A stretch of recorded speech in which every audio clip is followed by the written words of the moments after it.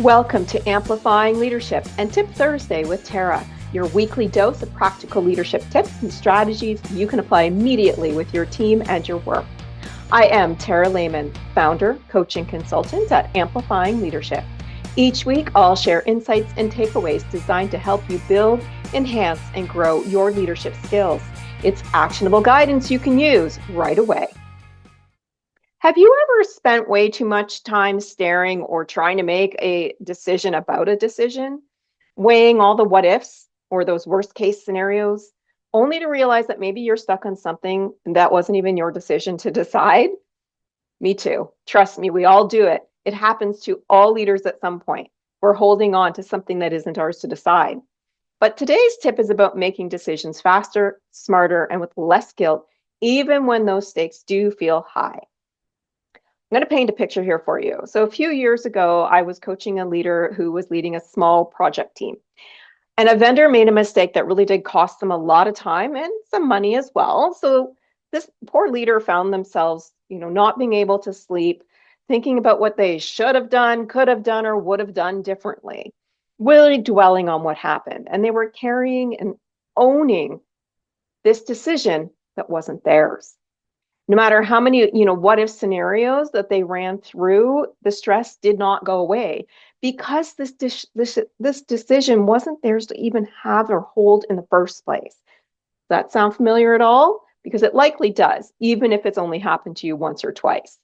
So I want to give you a couple of tips here to give you some clarity before we're making decisions here. So before we decide something, we need to separate what is ours from what isn't. So we need to ask ourselves, is this my decision to make? Do I have authority to make this decision? Or is it truly someone else's?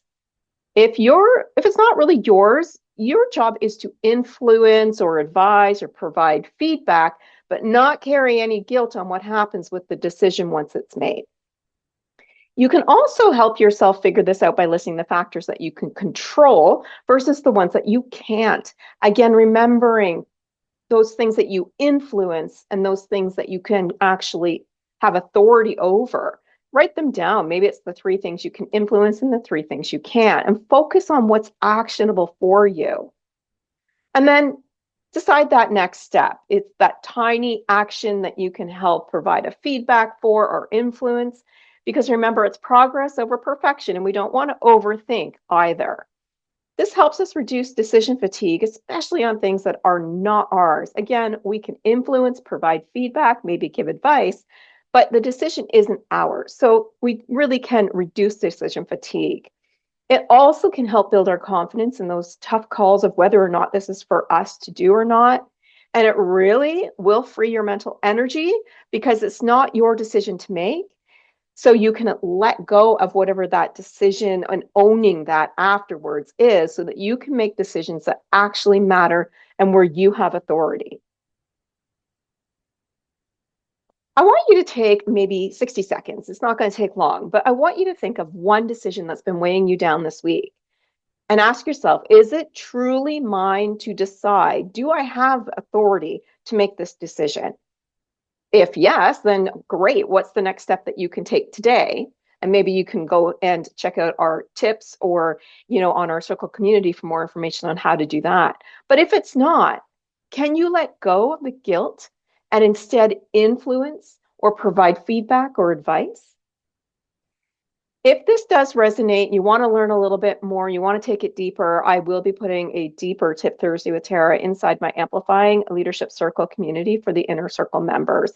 We're going to look at how to apply this to small, medium, and big decisions, identifying your unique decision blockers, and even building your own decision clarity framework so you can make those calls and those decisions faster.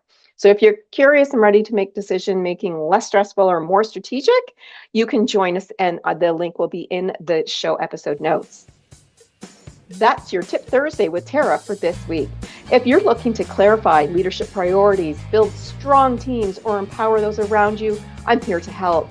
Explore our programs, coaching in the Amplifying Leadership Circle community at amplifyingleadership.ca, because leadership is better when we do it together. Until next time, remember, leadership matters.